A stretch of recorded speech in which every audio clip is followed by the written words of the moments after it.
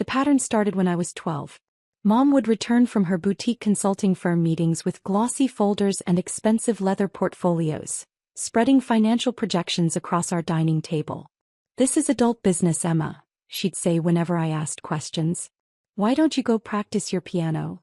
By 16, I taught myself everything about venture capital, private equity, and growth investments through library books and early internet forums. I never mentioned it at home. When I got accepted to Wharton's finance program with a full scholarship, Mom's response was lukewarm.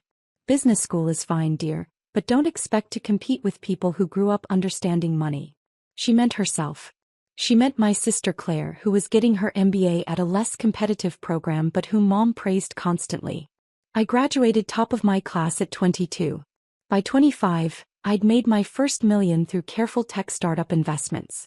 By 28, I had $47 million in carefully diversified holdings. I lived modestly in a small apartment, drove a 10-year-old Honda, and never mentioned any of it to my family. Mom's business, Sterling Consulting Group, had grown steadily over the years. She'd started it when I was 8, building it from a one-woman operation to a firm with 35 employees. She spoke about it constantly: her revenue growth, her client acquisitions, her expansion plans.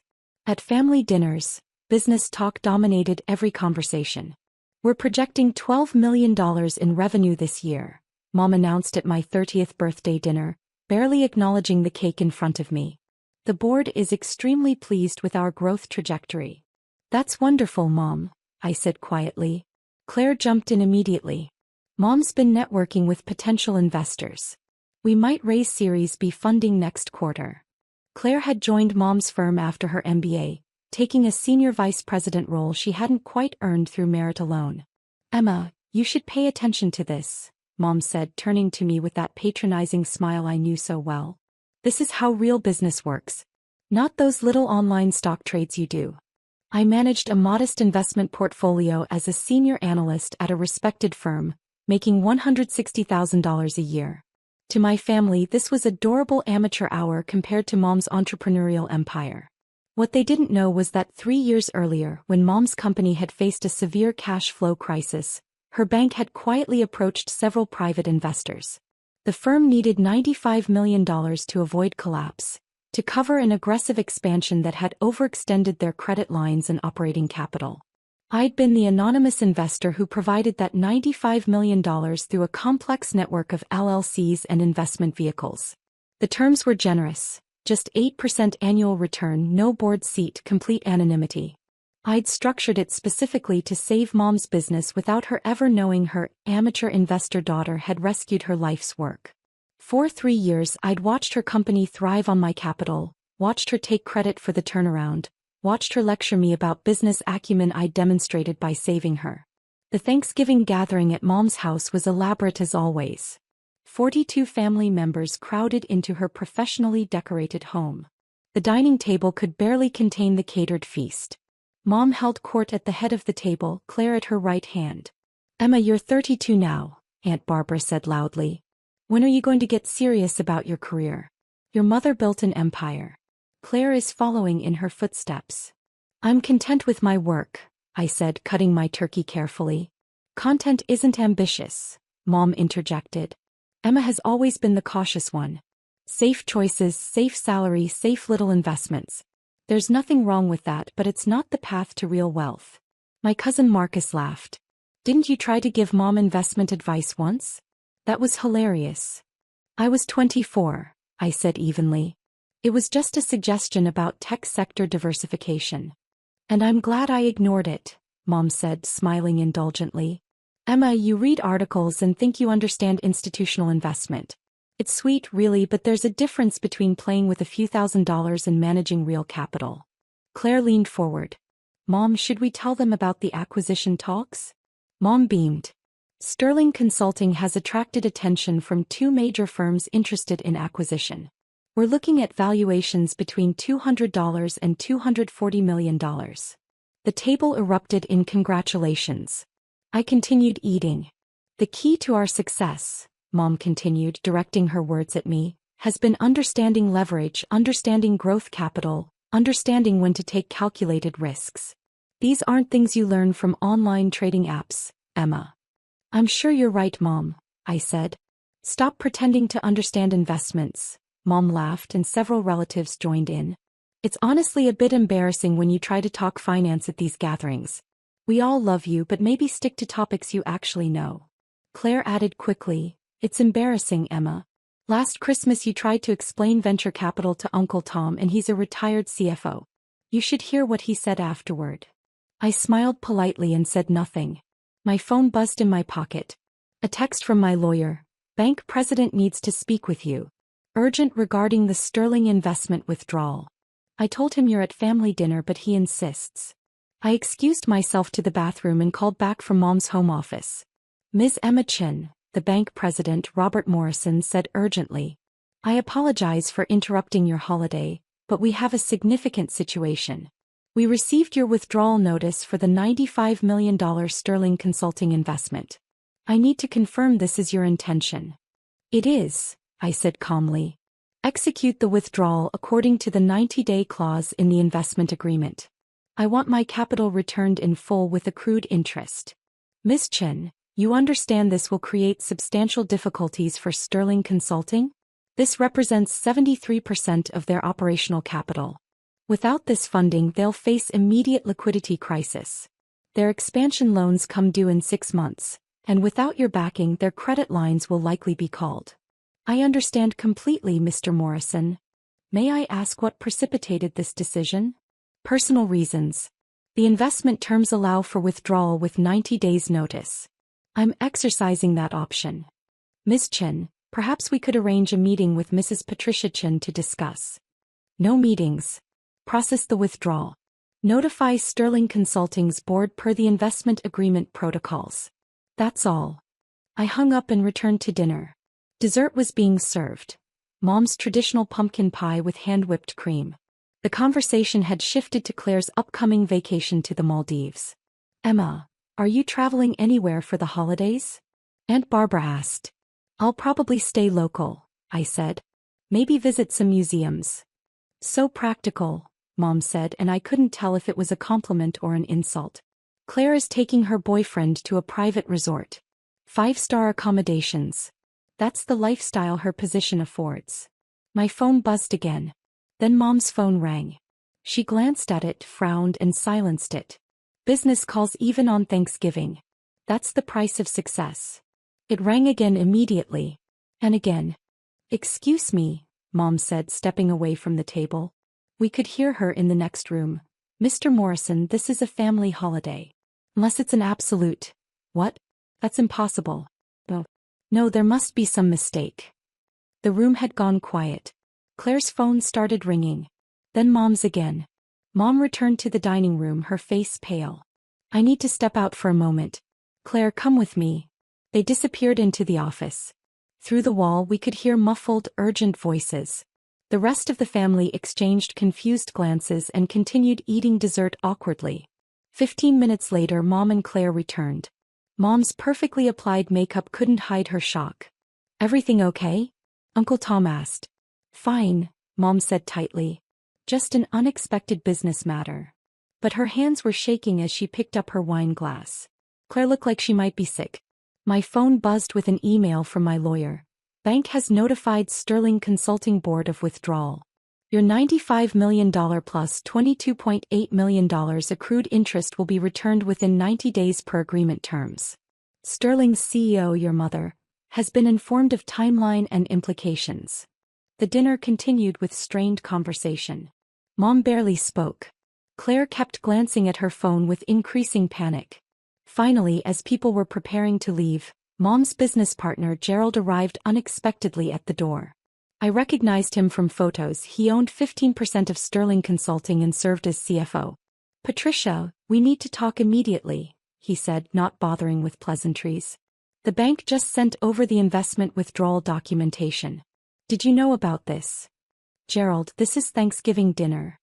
Your anonymous investor is pulling $95 million. 90 days notice. That's 73% of our operational capital, Patricia.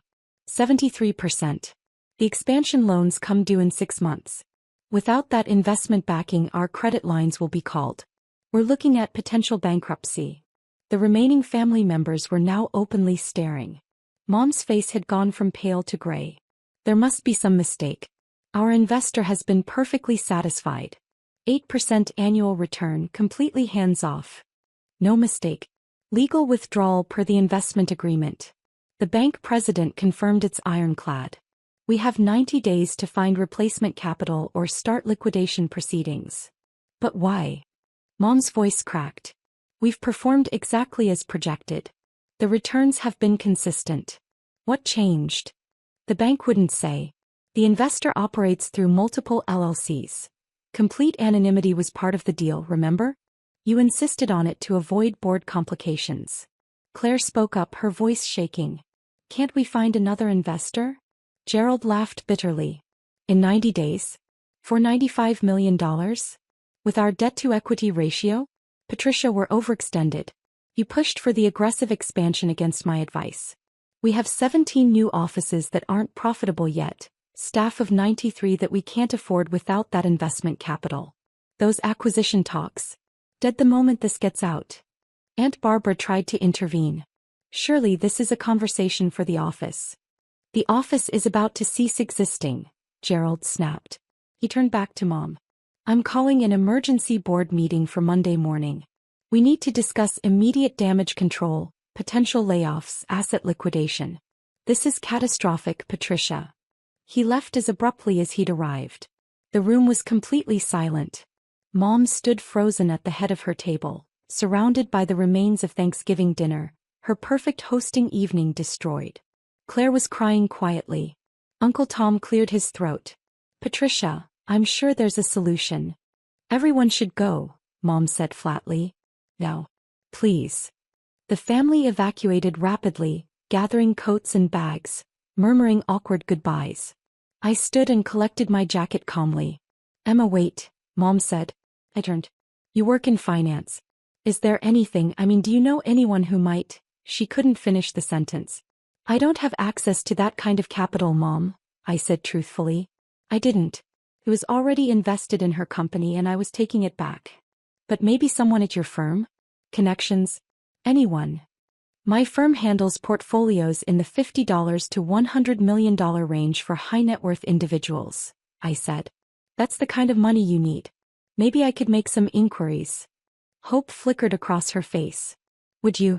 I know we haven't always appreciated your career, but this is desperate. The business I've built for 24 years could disappear. I'll see what I can do, I said. No promises. I left her standing in her dining room, surrounded by empty plates and the wreckage of her Thanksgiving. Over the next week, my phone remained silent from my family. I knew what was happening through my lawyer's updates.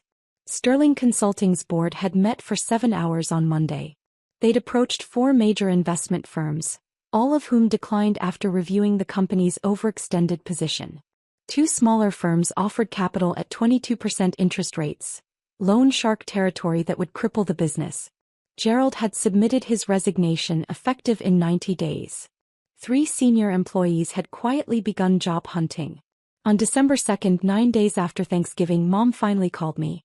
Emma, I need to ask you something and I need you to be completely honest. Okay. Your firm handles high-net-worth portfolios. Do you know who some of your clients are? Could any of them be my investor? I paused. Mom, client confidentiality is absolute in my industry. I couldn't tell you even if I knew. But you might know. You might have access to that information. Why are you asking? Because someone is destroying my life's work, Emma. Someone who has been my silent partner for 3 years suddenly decided to pull out without warning, without explanation. And I keep thinking about the timing. Right after Thanksgiving dinner, right after... She trailed off. Right after what, Mom? Silence. Then, it's probably nothing. I'm being paranoid. I'm drowning here, Emma. Every scenario ends with bankruptcy. 24 years of work. Gone. 93 employees losing their jobs. My reputation destroyed. And I don't even know why. Have you asked the bank for the investor's reasoning? They say it's personal reasons. Personal reasons. What does that even mean? We delivered every penny of return we promised. The business is solid. We were days away from acquisition offers worth $240 million. Maybe the investor found a better opportunity, I suggested. At 8% annual return? Emma, that's below market rate for growth capital. This investor took below market returns for anonymity and hands-off involvement. That's not normal investor behavior. That's someone with a personal stake. My heart was beating faster, but my voice remained calm. What are you implying? I don't know. I just know that my anonymous investor has been quietly supporting my business for 3 years, asking for nothing, and then suddenly destroys it right after a family dinner where She stopped. Where you what? Nothing. I'm just stressed. I shouldn't have called. If you hear anything through your professional network, please let me know. I'm begging. She hung up. That night my lawyer called. Emma, the bank president contacted me. Your mother has been trying to investigate the investment structure through her own legal channels. She's getting close to the LLC network. She hasn't connected it to you yet, but she might eventually. Let her investigate, I said. The structure is legal and airtight. She's also apparently offering to double the return rate if the investor stays. 16% annually. Not interested. She's desperate, Emma. I know. On December 10th, Claire called me. We hadn't spoken since Thanksgiving. Emma, Mom is falling apart. She's barely sleeping. The business is imploding. Gerald resigned. We've lost 8 employees. The expansion offices are closing. We might have to file Chapter 11 by February. I'm sorry to hear that, I said. Are you? Because I keep thinking about Thanksgiving dinner. About what Mom said to you about investments. And then 9 hours later her investor pulls out. That's quite a coincidence. It is a coincidence, I said calmly. Is it? Because I've been doing some research. Anonymous investors who take below-market returns? That's unusual, Emma. That suggests a personal motivation, not a financial one. Are you accusing me of something, Claire? I'm saying it's weird. I'm saying the timing is suspicious. I'm saying you work in exactly this industry and you've been. She paused. You've been really quiet about your career success. Really modest. Mom always thought it was because you weren't doing that well, but what if we were wrong? I make $160,000 a year as a senior analyst. That's good money, but it's not $95 million investor money. Unless you've been saving. Unless you've been investing wisely for a decade. Unless you're much more successful than you let on. That's quite a theory, Claire. So it's not true? I'm not Mom's mysterious investor. This was technically accurate. I wasn't anymore. I'd withdrawn. But you could find out who is. No. Won't, you mean? Can't and won't. Client confidentiality is absolute. Even to save Mom's business? Even to save 93 people's jobs. I don't have the information you're looking for, Claire. I'm sorry. She hung up on me. On December 15th, my investment firm's managing director called me into her office. Margaret E. had been my mentor for 6 years. Emma, I received an unusual inquiry.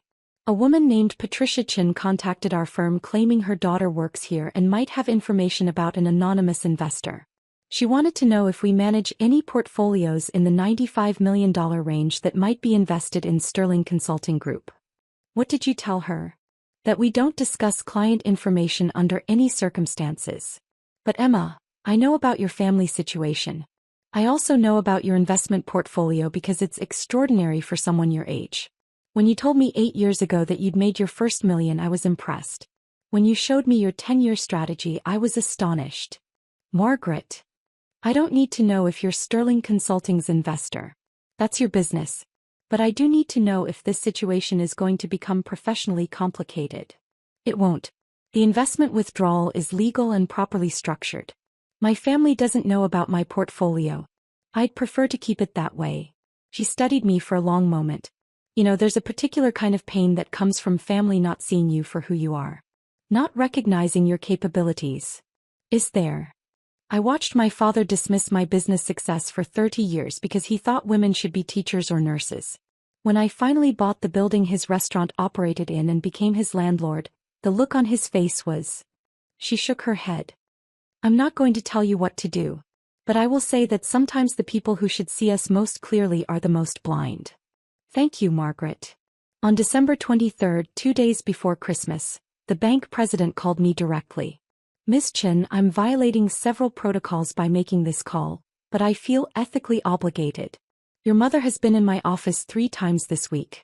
She's trying everything to find out who you are. Excuse me, who the investor is. She's offering to personally guarantee future returns, to give board seats, to restructure the entire company. She's willing to do anything. My withdrawal stands, Mr. Morrison. She's going to lose everything. Sterling Consulting will file bankruptcy by February. 93 employees will lose their jobs. 24 years of work will disappear. I understand the consequences. May I ask why? And please understand, I'm asking as someone who has watched this situation unfold with considerable concern. The financial terms were generous. Sterling Consulting performed well. What changed? Mr. Morrison, when I structured this investment 3 years ago, I did it to save a business that I believed in. I did it anonymously because I didn't want credit or recognition. I wanted to help. For 3 years, I've watched that business thrive on my capital while being told repeatedly that I don't understand investments, that I'm an embarrassment when I discuss finance, that I should stop pretending to know about business. He was quiet for a moment. Your mother doesn't know it's you. No. And you're not going to tell her. No. Miss Chen, if I may speak frankly, this seems punitive. It's educational, Mr. Morrison. For 3 years, I provided 73% of my mother's operational capital while being dismissed as a financial amateur. I've been the foundation of her success while being treated as her greatest disappointment. I don't want revenge. I want honesty. I want to see what happens when the real dynamics become clear. She'll lose everything. She'll lose the business built on capital she didn't respect. That seems appropriate. And the 93 employees? This was the part that had kept me up at night. I've established a severance fund through a separate LLC. When Sterling Consulting fails, there will be resources available for employee transitions. They won't be abandoned. But Mom needs to understand what she actually built versus what she thinks she built. I see. He paused. For what it's worth, Ms. Chen, your investment structure was brilliant. The LLC network, the anonymity protocols, the withdrawal clauses. Some of the cleanest work I've seen. You're clearly far more sophisticated than your family realizes. Thank you. Though I suspect they're about to find out. He hung up. Christmas Eve, Mom called. Her voice was hollow, exhausted. Emma, I need you to come over tomorrow for Christmas. Please. I know we haven't been. I know I haven't been. She couldn't finish. I'll be there, I said. Christmas morning was somber. Just Mom, Claire, and me in the living room that had hosted 42 people a month earlier. No catered feast, no elaborate decorations. Mom looked like she'd aged 10 years. I'm filing bankruptcy on January 3rd, Mom said without preamble. Gerald's already gone. We're down to 42 employees. The expansion offices are closed. We have enough capital to operate through February if we're lucky. Claire was crying quietly. I sat in silence. 24 years, Mom said. I built Sterling Consulting from nothing. 1 client, 1 contract. I grew it into a multi-million-dollar firm. And now it's gone because some anonymous investor I never met decided to destroy me. You don't know their reasons, I said quietly. I know the timing. Right after Thanksgiving. Right after a family dinner where she stopped looking at me. Emma, I need to ask you something and I need you to tell me the truth. Okay. At dinner I said some things about your career. About your understanding of investments. I was dismissive. She closed her eyes. I was cruel. I've been thinking about it for a month. And I keep wondering if somehow, some way that got back to my investor. If maybe you mentioned it to someone at your firm and they told someone and it reached. Mom, I didn't tell anyone at my firm about Thanksgiving dinner. This was true. I told my lawyer, not my firm. But you think I deserved this? It wasn't a question. I met her eyes. I think you built a successful business with help you didn't acknowledge. I think you've spent years telling me I don't understand finance while making decisions that required exactly the kind of capital I work with daily. I think you've confused titles and revenue with actual financial acumen. What are you saying? I'm saying that when you needed $95 million 3 years ago, you found an investor willing to provide it at below-market returns with complete anonymity. That investor asked for nothing except consistent returns. No board seat, no public credit, no recognition. Just the satisfaction of knowing they'd helped build something valuable. Mom was staring at me now, her face pale. And for 3 years that investor watched you succeed. Watched you expand. Watched you take credit for a turnaround you couldn't have achieved alone. And maybe that was fine. Maybe that investor was happy just knowing they'd helped. Until they weren't anymore. Emma. You asked me at Thanksgiving if I understood investments, Mom. Let me tell you what I understand. I understand that capital is power. I understand that the person providing 73% of operational funding is actually the foundation of the business, not an anonymous bystander. I understand that respect should go to the people who make success possible, not just the people who take credit for it. Claire gasped. Oh my God. You're the investor. I corrected. I withdrew my investment per the legal terms of the agreement. 90 days notice. You have until March 2nd to return my $95 million plus $22.8 million in accrued interest. Mom looked like I'd physically struck her. That's impossible. You can't have that kind of money. You're a senior analyst making.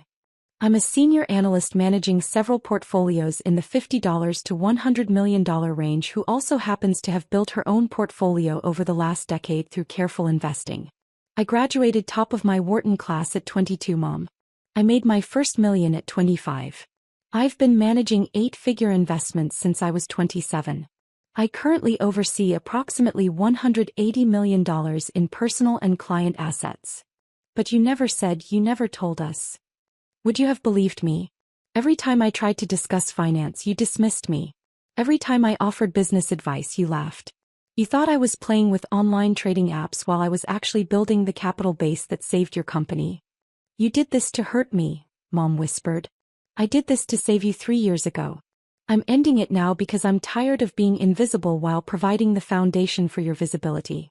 You spent Thanksgiving dinner telling me I was an embarrassment for discussing investments while literally sitting on capital I provided. The irony became unbearable.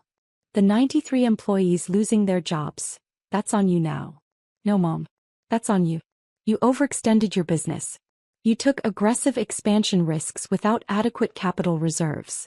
You assumed your anonymous investor would always be there without ever questioning why someone would take below-market returns. You built on a foundation you didn't understand or respect. I don't have $117.8 million to pay you back. You know that. You have 90 days to liquidate assets. Sell the expansion offices. Sell the equipment. Downsize to sustainable operations. Maybe you can rebuild something smaller, something actually within your capital means. Or maybe you'll start over from scratch like you did 24 years ago. Either way, you'll do it understanding what you actually built versus what you thought you built. Claire was sobbing now. Mom just stared at me. You're destroying my life's work. I'm withdrawing my support from work that was built on my capital and your dismissal of my capabilities. There's a difference. You want me to beg? Fine. I'm begging. Emma, please. I'm sorry. I was wrong about everything. I see that now. Please don't do this. I'll tell everyone what you did. I'll give you public credit. Board seat. Partnership. Whatever you want. I wanted respect, Mom. Not as a condition of saving your business, but as a baseline acknowledgement of my competence. You couldn't provide that for 3 years. You can't purchase it now with desperate promises. So what happens? You just walk away and watch everything collapse. I've established a severance fund for your employees. They'll be taken care of. You'll have to figure out your own path. On January 3rd, I'm filing bankruptcy. Sterling Consulting will cease to exist. My reputation will be destroyed. I'll lose the house, the cars, everything. Then you'll understand what it's like to be dismissed and underestimated. Maybe that's valuable education. I stood to leave. Mom grabbed my arm. Emma, please. I'm your mother. I love you. I'm sorry for every dismissive word, every time I didn't take you seriously. Please don't do this. I gently removed her hand. 3 years ago I gave you $95 million to save your business because I loved you and believed in you. You never knew it was me. You spent those 3 years taking credit for a turnaround you couldn't have achieved alone while telling me I didn't understand money. That investment of love and capital? I'm withdrawing it. You have 90 days. I walked out of the house I'd grown up in, leaving my mother and sister in the wreckage of a Christmas morning that had revealed everything they'd been too blind to see. The money would return to my accounts in March. Sterling Consulting would declare bankruptcy in January. Mom would lose the business she thought she'd built through her own brilliance. And I would continue managing my $180 million portfolio from my modest apartment, driving my 10-year-old Honda, being invisible to people who'd never thought to look closely enough to see what I actually was. Sometimes the most powerful thing you can do is stop supporting people who never valued your support in the first place. I didn't destroy my mother's business. I just stopped pretending she'd built it alone.